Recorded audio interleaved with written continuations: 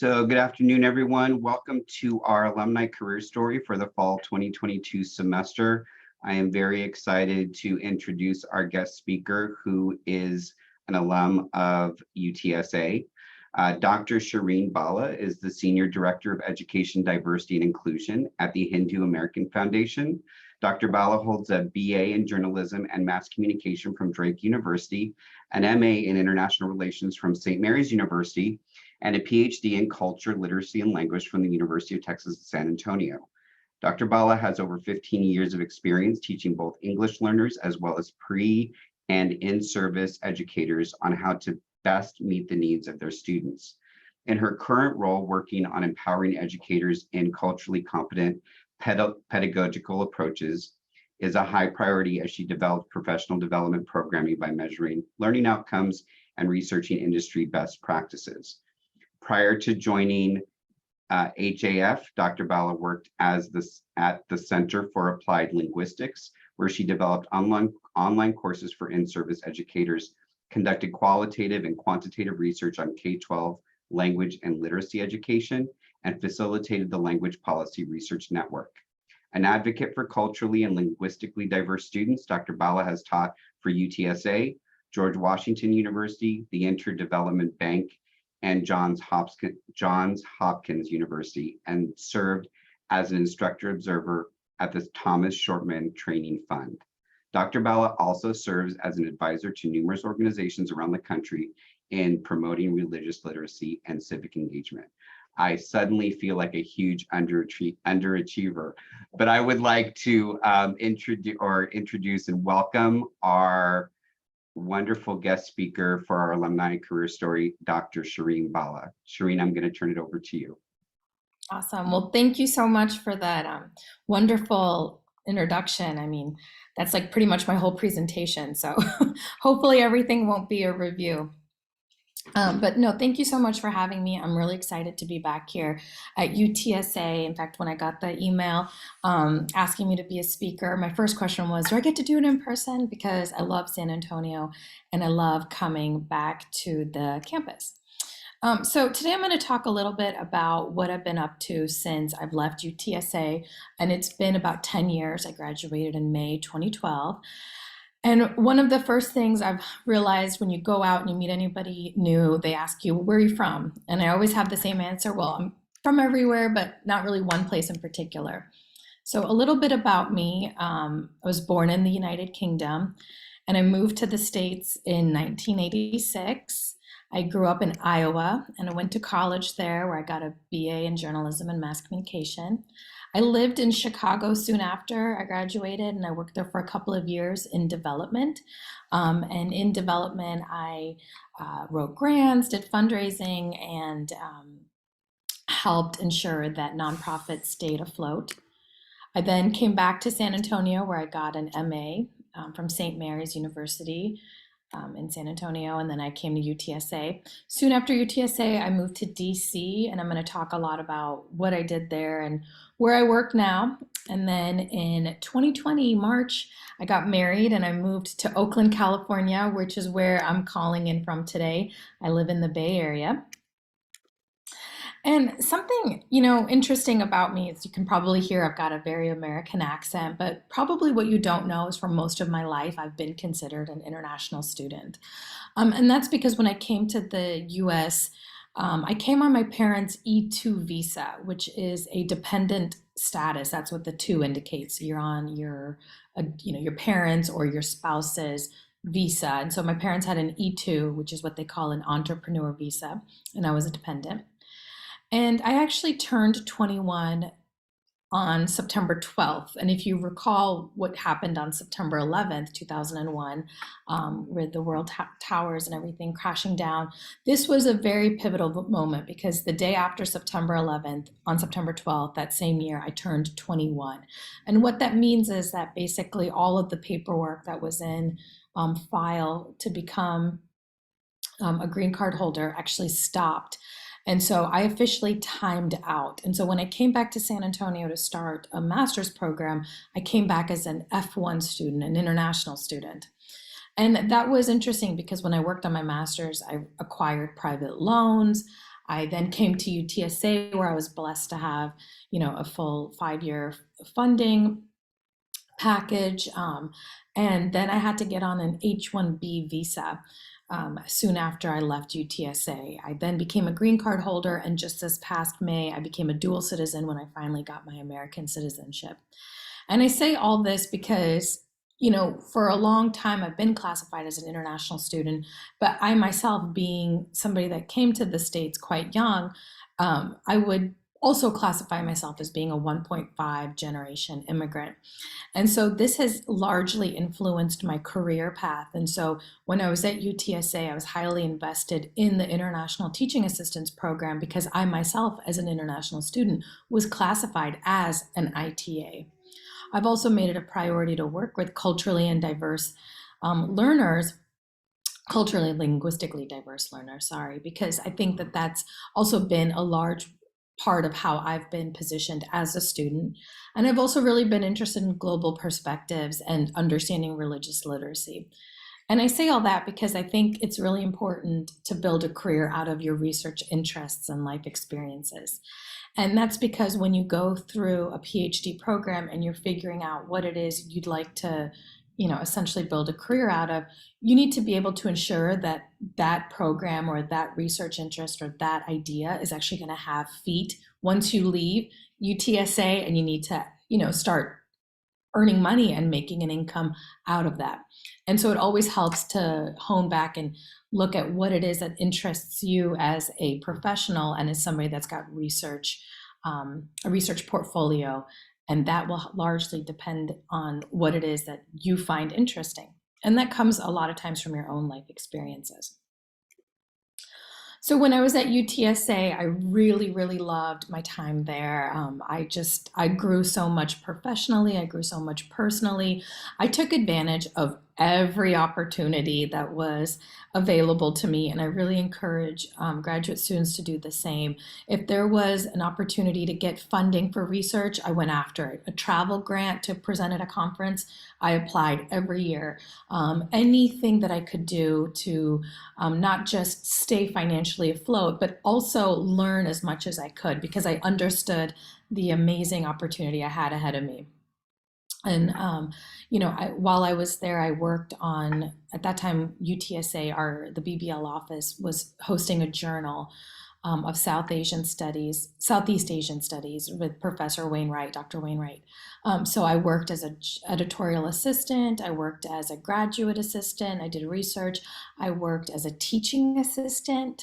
I got the fellowship. At that time, it was the Teaching and Learning Center, to do a teaching program online for a year. I mean, every opportunity I found, I took so that I could get as much exposure and as much experience as I possibly could while at UTSA.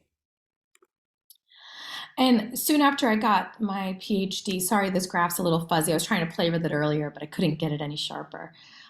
Soon after I got my PhD in 2012, we pretty much hit a really interesting point in terms of hiring. And basically what was happening was there were a lot of universities churning out PhDs, and there weren't enough opportunities in that academic space for PhDs to land at in the university or college area. And so you have all of these well-qualified PhDs, but there weren't the jobs there that allowed them to continue on as an academic. And I was one of those people. And so I kind of called this interesting part of my time in 2012 to 2014 as the adjunct buffet, because I was on OPT. Again, I was an international student on OPT, but needing to stay, employed to stay in the United States. And so I went to, at that time, it was our department chair, Dr. Flores, Dr. Belinda Flores. And I basically said to her, I was like, I don't know what to do. I'm, just graduated. I need to stay employed. I've got this OPT. What can we do? And so we basically came up with a plan so that I went to pretty much every department at UTSA, and I looked for ways that I could use my skills to help teach courses and stay on as an instructor at UTSA. And so I taught courses for that year and a half at the College of Education and Human Development. At the College of Business, I taught business communications. I taught the freshman orientation program for undergrads. I taught a lot of ESL courses, and I applied for every job that I could in other universities for tenure track positions. And I only ever got one job offer as a postdoc at the University of Omaha. It was for $36,000. And again, this is 2013. So, $36,000 was not a lot of money back then. And I ultimately turned it down, even though it was considered to be a prestigious position. And, I was being advised to think about taking it. I just thought, how can I move to Omaha, Nebraska, where I know nobody? $36,000 is not a lot of money. And, here I am at UTSA. I've got a cushion. I've got my family here. I've got employment. It just wasn't the right decision for me. And so that comes to my second piece of advice is don't settle for a job others think you should have. Even if it sounds prestigious, you have to think of what makes the most sense to you as an adult. And at that time, that position didn't make sense to me. So I stayed at UTSA and I stayed applying for jobs, and I, kept teaching, kept hustling. And finally, in 2014, I got a job. I was hired at the Center for Applied Linguistics, which is based in Washington, D.C. It's a nonprofit organization, and it was founded by this gentleman scholar, Dr. Charles Ferguson, and it's a research institute. And basically what it does is it promotes language learning and cultural understanding by using applied linguistics to help educators, to help school districts, to help learners themselves and other places that had large population of ESL students, essentially be the best that they could and offer as much help and guidance as they could. And when I was going through the hiring process, I realized that there were all these UTSA Arizona State connections. So one of my professors, Dr. Wainwright, and another professor of mine, Dr. Peter Sayer, they're no longer at UTSA. They actually had worked under Terry Wiley, who at that time was the executive director of the Center for Applied Linguistics at Arizona State. So they had had him as a professor. And so when I'm going through the hiring process, I went to Dr. Wright, I went to Dr. Sayer, and I said, hey, I know you guys were at Arizona State where Dr. Wiley is. I'm not directly interviewing with him, but anything that you can help prepare me for these interviews, I would greatly appreciate it. And so I, asked for help, tried to get as much guidance as I could. So when I went in for these interviews at the Center for Applied Linguistics, I wasn't going in cold, I was going in prepared. And so I applied in December 2013. I was officially hired in 2014. But again, if you recall, I'm teaching for UTSA. I've already committed to the spring semester. And I had already relied on the goodwill of Dr. Flores and so many people at UTSA to keep me afloat that I went back to them and I said, well, I've got this opportunity. I've been hired at UTS or at the Center for Applied Linguistics. I don't want to leave UTSA in a lurch. What do I do? And so we came up with a plan that I would teach for the first half of the semester. I wouldn't start at the Center for Applied Linguistics until March. And when I did, after spring break, all of the courses I was teaching at UTSA had other people lined up ready to go so that the shift for students after spring break wouldn't be abrupt. And it worked out pretty well. And that was a big thing to me. I didn't want to leave anybody feeling like I had abandoned them when they had been there for me when I really needed the help. And so I started my career at the Center for Applied Linguistics as a research associate in March 2014. And I was actually hired on a project called Education Connections. And so this was a project funded by the Bill and Melinda Gates Foundation. That's me at the corner at their offices in Seattle, and the Department of Ed. At that time, the Department of Education was putting together these grants called Investing in Innovation, or I3. And so this was a 4-year project with teachers in Charlotte-Mecklenburg School District in North Carolina, so Charlotte, North Carolina, and Fresno Unified here in California, Fresno Unified teachers. And so this was going to be a platform that we were going to test out for 4 years, in which these two teachers from these two very different school districts were going to be able to log on and become professional learning networks for each other as they went through implementing the Common Core and the next generation science standards and standards-based instructions for English learners. And if you recall, in 2014, the Common Core was a very highly contentious topic for educators, and the Bill and Melinda Gates Foundation, or the Gates Foundation, they were one of the biggest financiers of the Common Core, or what we call CCSS, Common Core State Standards.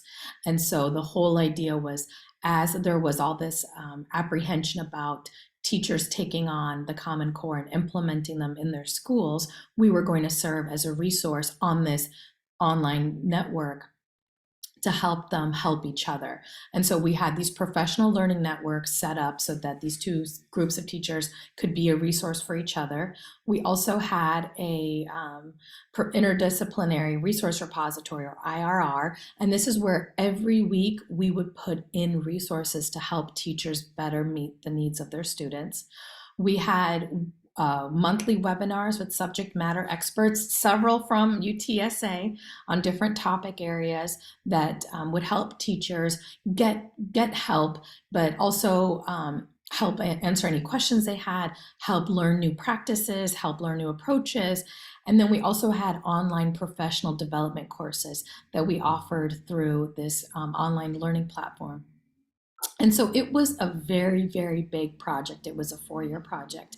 And the reason why we worked with teachers in Charlotte, Mecklenburg, and Fresno Unified was because Fresno Unified has seen a steady increase of international students and English language learners in their programs, in their K through 12 school programs. Whereas with Charlotte Mecklenburg had seen a large increase in the short span of a year, 2 years, from having I think 90% increase of English language learners. So here you have these expert teachers from FUSD, and then here you have these newer teachers to having an influx of English language learners serving as a resource, and we were the conduit in which we helped facilitate learning from each other. And while I was at the Center for Applied Linguistics, I started working closely with Dr. Terry Wiley, who at that time, I mentioned, was the president of CAL. And he asked me to come on board the Language Policy Research Network, or LPREN, as their facilitator. And I did not have a background in language policy, but several of the instructors and teachers I worked with at UTSA or took courses from, they did. And so, they encouraged me to take advantage of this opportunity. And so I worked with Dr. Wiley. I basically sent out a lot of emails. I, helped put together panels. I helped put together conference presentations. I helped, other language policy academics meet other language policy academics from across the world. And this was an amazing opportunity because I got to travel to Greece, New Zealand, Canada multiple times, Sweden, India, Spain, Brazil, basically as the facilitator of LPREN. And this kind of led me to another interesting moment where I had to look at the opportunities being presented and not at the titles, because yes, I had a doctorate degree. Being an LPREN facilitator was a very glorified way of saying you're basically the secretary for the Language Policy Research Network, and you're going to be doing a lot of, I guess, research assistant type work. You're going to help Dr. Wiley write books and write articles. You're going to help other scholars put their presentations together. Sometimes I was even doing, troubleshooting online, or at the conference sites to help these presentations go off without a hitch. And that was an interesting moment for me because sometimes I was invited to present, but a lot of times I wasn't, and I had to watch other academics present. And so, it was kind of a moment where I had to step back and say, look, I'm being presented with this amazing opportunity, and it might not land me in the space I want to, but I'm getting to travel the world. I'm getting to learn from other scholars. And so don't look at opportunities, solely based on the title. Look at opportunities for what all they're going to teach you. And that would be my next piece of advice for doctoral students. And, when I was at Cal, another opportunity that came about that I really enjoyed was doing professional development. And here I am again in the corner. I'm always in the corner in these photos, talking to some of the colleagues about opportunities available for professional development. And so when I was at Cal, we created online courses for K through 12 teachers, through the I3 program, Investing in Innovation. And we worked a lot with TESOL, the other organization, who some might say at that time was a competitor to Cal, but we worked very nicely with them on bringing these courses to light. We offered continuing ed units or credits, to teachers. So we worked with districts all across the country. We had certificates. We, verified that they'd taken courses so that teachers could continue keeping their, their accreditation up. We did a lot of workshops. I learned how to do workshops. I learned how to give workshops. I learned how to participate in workshops as an attendee. And so I learned a lot about dual language. I did a newcomer students workshop, and then I worked and I facilitated a lot of the sheltered instruction or SIOP, observation protocol workshops through Cal, where SIOP was created and is one of their big, sellers in terms of a product for teachers. And then I actually worked with a couple of colleagues and we developed what is now the Cultural Proficiency Workshop for teachers at Cal.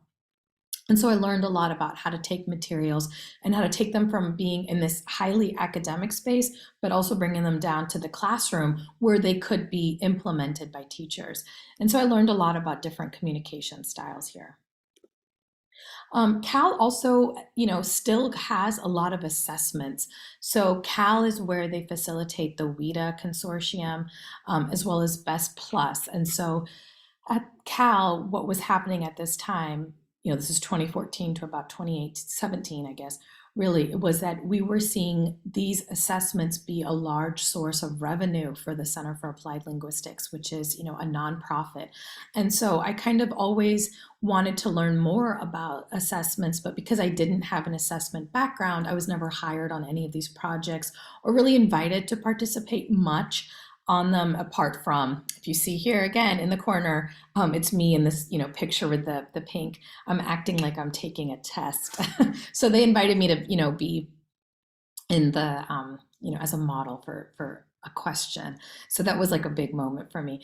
But but this was something that I learned about when I was at Cal, was that if there had been an opportunity to learn more about assessments, I think I would have taken it at that time, because I was seeing what a large revenue stream that was, but also how much assessments played into a lot of what teaching needed. And the WIDA consortium works very closely with the Common Core, as well as with educators, to help teach English and teach English language proficiency and kind of scale it.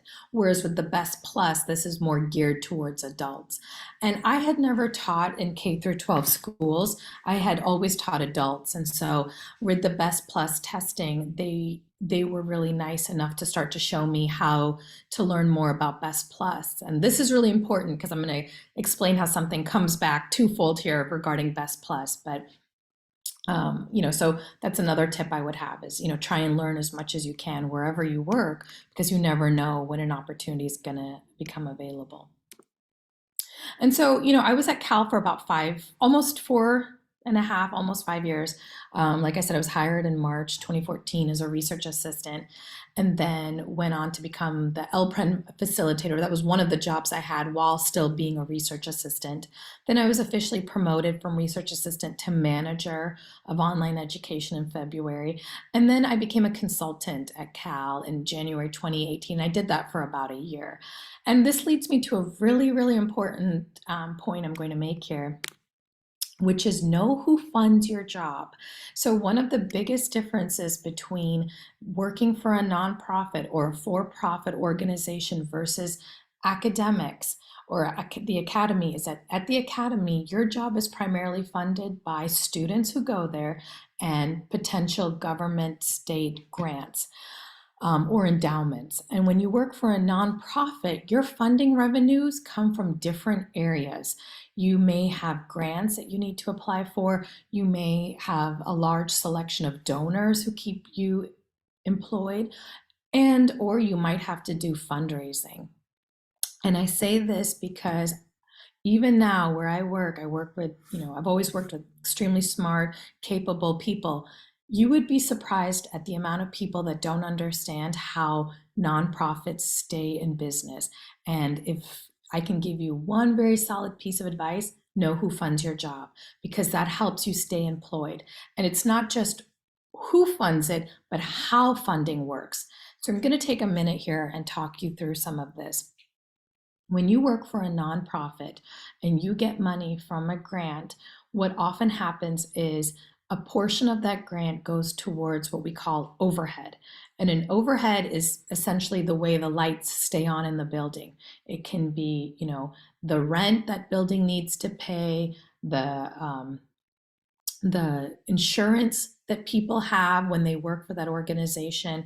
It can even be the staplers or the pencils or the paper that that organization needs. It's basically all of the costs it takes to keep an organization running. That often comes from overhead. When I worked at the Center for Applied Linguistics in 2014 to 2018, our overhead was 43%. That is exceptionally high. So when you're working for an organization where the overhead is very high, that means that if you get a grant for $100, 43 of those dollars are going to go to your overhead, and that remaining balance, what is that, 56? That's going to go towards your project. And that's how you build to a project. So when you're billing from a project versus to, that also is very important. When you bill from a project, that means that out of that $56, you have to know how to budget that money so that you don't run out of money. You have enough money to sustain the life of the project. When you bill to a project, that means that you yourself are not responsible for the finances, but you need to know that that project has enough money so that as you do that work and you turn in an invoice or you build to that project, that there's enough funds in that project that you are getting paid. And again, I say this because it's really important to know how you get paid and where that money comes from. And a lot of that can be accessible through grant reporting. So when you work on a project and you're, like I said, billing to or billing from a project, you're also needing to report how those finances go and where that money is going through grant reporting. And usually grant reporting has two components. The narrative, which says, oh, we did this project, this is how we measured outcomes, this is how we did a great job meeting all these goals. And then the second part is the finances. So almost every time you turn in a grant report, the second component is the finances. And they want to know if the finances are actually matching what it is that you're saying that you're doing. And so that's a big part of grant reporting.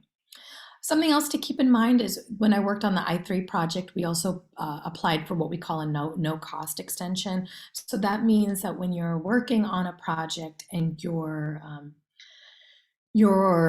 not having, you haven't run through all your funds, and so you're not having enough time to essentially carry out the project, you can apply for what they call a no cost extension. And then also, what's the difference between being a consultant versus a full-time staff?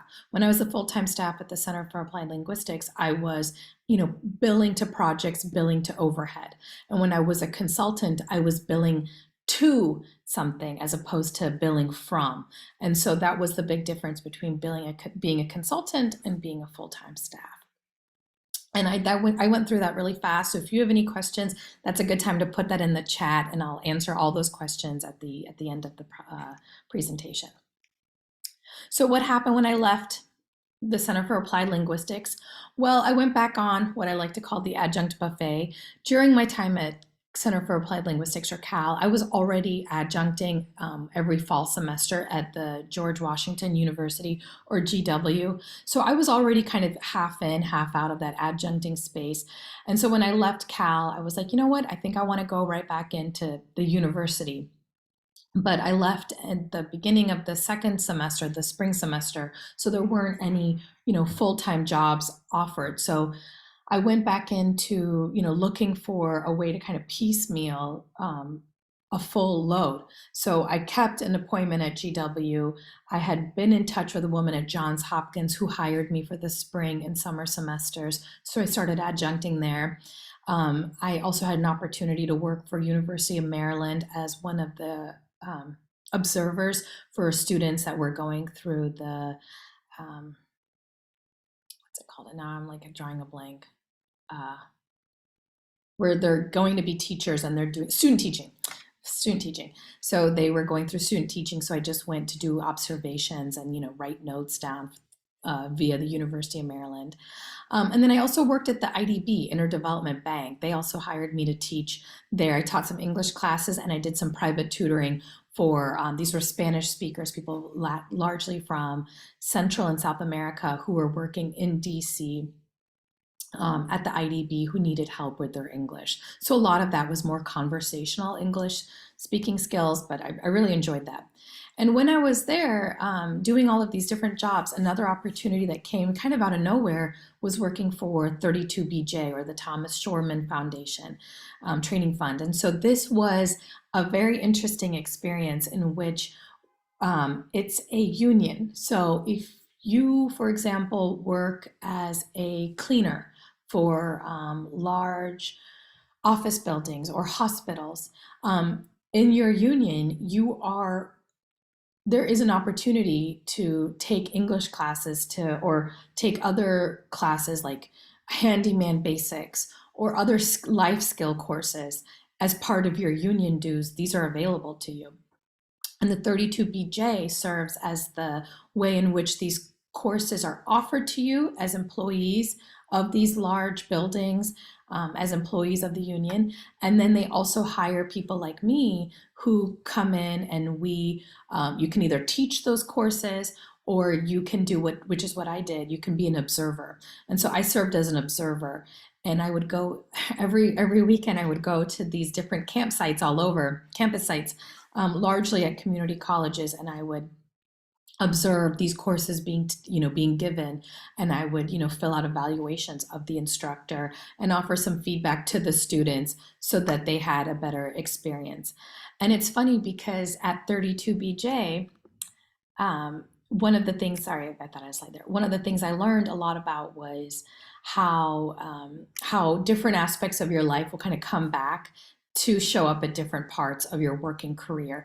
And so at 32BJ, and while I was doing all this adjuncting, I stayed on course with publishing. So when I was at when I was at Center for Applied Linguistics, I started, writing book chapters with Dr. Wiley, and to help learn more about applied linguistics, learn more about language policy. And so we had chapters in the Cambridge Handbook of Heritage Languages and Linguistics. We did a white paper for the American Academy of Arts and Sciences on immigration. We did another chapter here in the Palgrave Handbook of Applied Linguistics. And then eventually I met a colleague at UPenn, his name is Stephen, and we just, instantly connected on our work regarding international teaching assistants, and we came out with our own book. It's called A Transdisciplinary Approach to International Teaching Assistants. So I stayed on top of publishing, I stayed on top of adjuncting, and then I had this realization that I wasn't really enjoying any of it. I didn't enjoy adjuncting and kind of piecemealing together workloads to make a whole, meal in a way. I wanted something more stable. I was running all over DC and Maryland to kind of make all of this happen. And it just really wasn't for me. And the same thing was happening with publishing. Even though we'd come out with this book, I did not enjoy writing articles. I didn't enjoy writing book chapters. I didn't enjoy writing, at all. And it wasn't easy for me. And I thought, yeah, why am I doing this? If I'm not enjoying it, if I'm not going into a tenure track job, if I'm not seeing the fruits of this labor, I don't have to keep doing this. There's nobody saying to me anymore, you need to publish in order to stay relevant. And so I decided kind of soon after that I just wasn't going to publish anymore, and I just wasn't going to adjunct anymore. And that was like a very big pivotal moment. And it was kind of scary because I was like, well, now what do I do? And so I had to go back out on the job market, and while I was still doing all of these interesting things. remember I told you that this was going to pop back up. So this is, remember I told you guys that I had, in 2016, I had been in this as a model for this question for the Best Plus test. And so my boss at 32BJ, they were using the Best Plus test. He comes to me, he's like, "Hey, Shereen, this is really random, but is this you? I'm pretty sure that I'm giving this test and this is you in the question." And I was like, "Yep, it is." And it was at that moment where I thought, the world is small, but your work networks are even smaller. And so even though I knew I didn't want to adjunct anymore, I didn't want to do any publishing, I definitely didn't want to just quit everything and leave people in difficult positions. And I didn't want to burn any bridges. And I definitely didn't want anyone to think I was ungrateful for all of the opportunities I had. And so, this is something I'll tell you, that you can think that when you leave a job, you're never going to see those people again. You're never going to run into them again. You're done. That's not the case. The world is small. Your work networks are even smaller, and chances are they all know each other. So always leave with your head held high, and keep as many of those bridges well lit so that they don't burn out when you move on from opportunities. So yeah, I went back out on the job market. 2018, I got hired at the Hindu American Foundation, and again I went back into nonprofit. And so I realized that this is a space that really suits me, and I'm going to tell you a little bit about what I do here. So HAF, that's what we call it. We don't call it HAF, we call it HAF. It's based in Washington, D.C., so I stayed in the D.C. area for a few years after that, and I was hired on as a director of education policy. Here I am talking at a bullying summit about interfaith bullying. And so I work on a lot of different things. I work on ed policy, I work in curriculum and instruction, I do professional development still, I do a fair amount of conference presentations, and I work with other organizations to do collaborations on different initiatives. And I'm going to go through all of those in the next couple of slides. So, with ed policy, what we do is we do a lot of checking textbooks. We do a lot of working with states to, rectify standards so that they are a little bit more fair and inadequate, because that actually is where a lot of K through 12 education happens, is through the state standards and what's being determined as being facts in textbooks. So I work a lot on rectifying inaccuracies and ensuring that the state standards are fair. And that's kind of an ongoing uphill battle. And, we have some small wins, and once in a while we have a bigger win, but I would say this is probably one of the more challenging aspects of my job, is kind of getting other people to see your viewpoint and your perspective on state standards and textbook adoptions. But we do a fair amount of textbook revisions, and so people will reach out to us and say, for example, in the 4 years I've been here, we've done textbook revisions for it's now called Savas, but it used to be called Pearson. We've done it for National Geographic. We've done it for AP World History. And we've also done it for, is it TLC? I always forget the acronym. It's going to come back to me. But we do a lot of textbook reviews. And that, that's quite interesting. I do a lot of professional development and conference presentations. This is a topic we've been doing a lot of recently about promoting culturally responsive pedagogy when teaching about Hinduism. So here is a great example of how I see a lot of my different worlds collide. I was very much interested in working with international teaching assistants and, globalization when I was at UTSA. Then when I was at Cal, we worked on developing the culturally responsive pedagogy workshop, cultural proficiency workshop for teachers there. And now I'm able to continue that work here at the Hindu American Foundation. This is an example of how we kind of work with teachers to help explain what it is that we're doing. We talk a lot about how theory is very different than, what is the reality regarding Hinduism. And that kind of has been an interesting point. I'm not really, I would say, a religious person or somebody that grew up with a heavy understanding of Hinduism, even though it is the religion I do practice. So here I learned how to talk about my religion in a way that helps teachers. And so that's a skill set that I would say has been a big learning curve for me. It's just also not just getting content and teaching content, it's also learning how to create content in a way that resonates with teachers.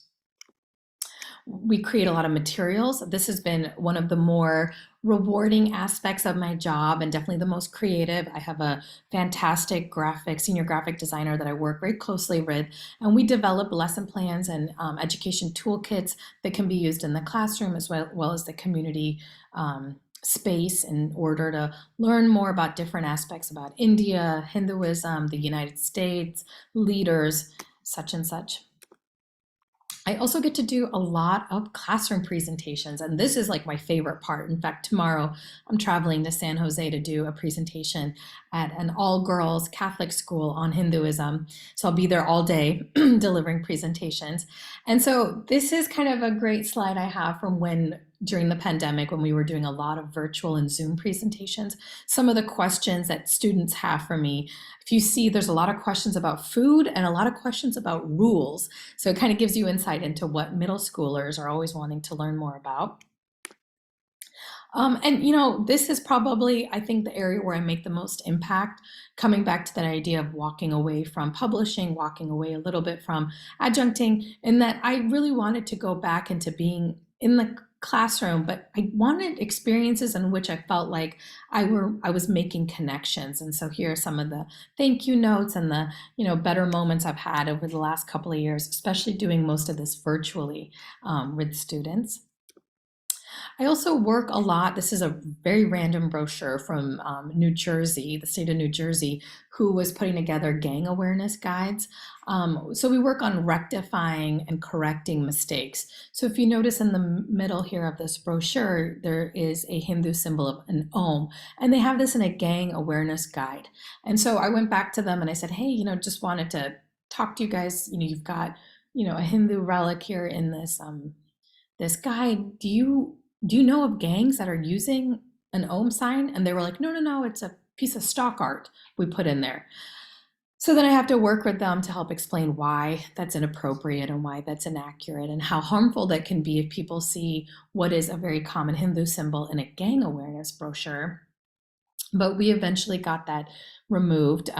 So sometimes education doesn't just happen in the classroom, it happens in all of these different spaces as well. And one of the other aspects of my job is I do a lot of corporate engagement. So over the last couple of years, I've had a job title change because I was starting to notice that we weren't just doing K through 12 education or even K through 16. We were getting asked to be in all of these different spaces as an expert on a variety of topics. So I formally asked for a title change 2 years ago. And I got the diversity and inclusion part added to my title. So now I'm the Director of Education, Diversity, and Inclusion, because we've done presentations in all of these spaces. We did a big one at Apple just this past year on Holi, which is a large Hindu festival. We've worked extensively with Google. We were one of the first organizations they reached out to when they wanted to pilot a new domain. So if you go to like holy.day or yoga.day, you're going to see our materials up there. And so that was a domain that they were starting to offer to help celebrate different holidays across the world. I've done book reviews for Scholastic and children's literature. Children's literature is really an interesting company. So basically, if you are in the K through 12 space as a librarian, you oftentimes go to this website that children's literature has. It's a repository of reviews of different books that you can order for your school. And so I do a lot of book reviews for them regarding anything regarding India, Hinduism, etc. And then they put those reviews up. And so librarians can, read more about that book before purchasing it for their school. We've done presentations, excuse me, for CrowdStrike. Oh, excuse me. I think this is the most I've talked in a while. CrowdStrike and Church Mutual Insurance to their employees on a variety of issues. And I've also stayed really heavily involved with AERA. In fact, I just ended my tenure there.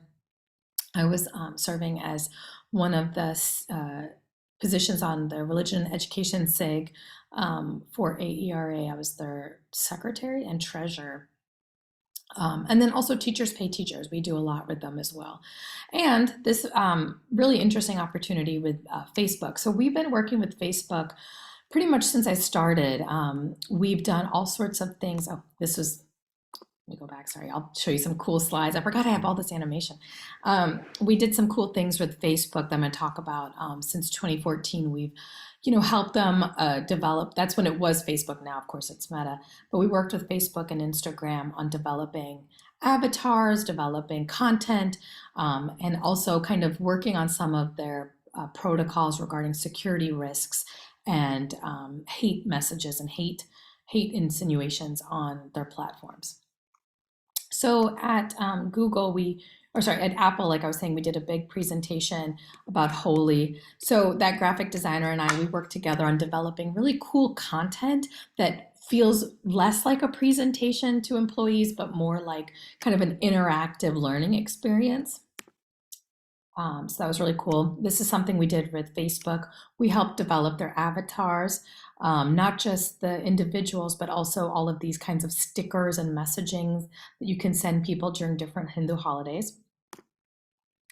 And then last year, they actually asked me to participate in a forum they were having about kind of online and Facebook. So I'm going to show you this quick video from that time.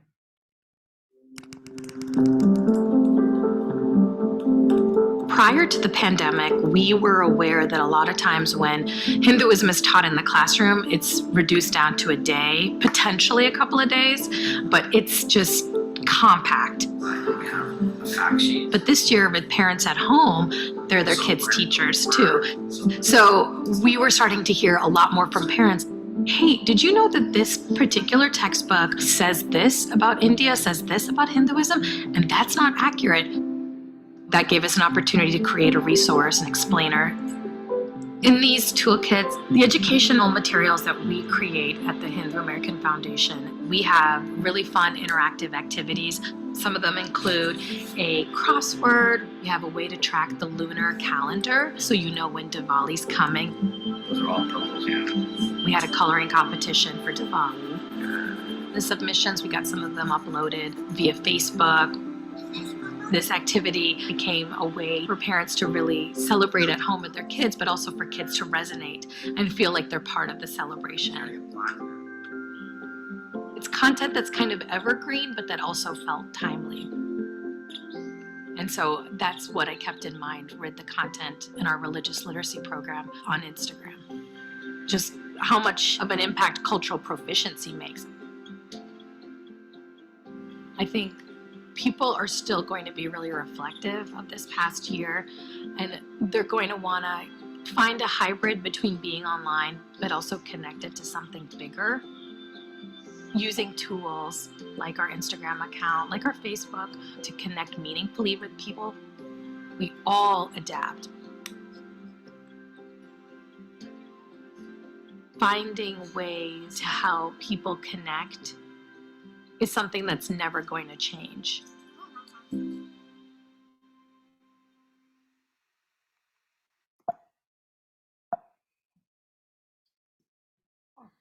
Don't want him to start again. And then, kind of coming back to what I made as an initial point is knowing where your funding comes from. We also do a lot of fundraisers and a lot of events online where we're trying to get people to see the utility in the work that we do.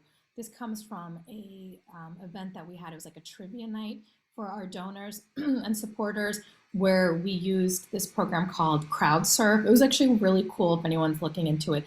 This is definitely peak pandemic times when, everybody was doing like online gaming and like connecting with people across the world, really. And so we had an online trivia night for our donors and supporters that, I helped facilitate and, hosted with my other colleague.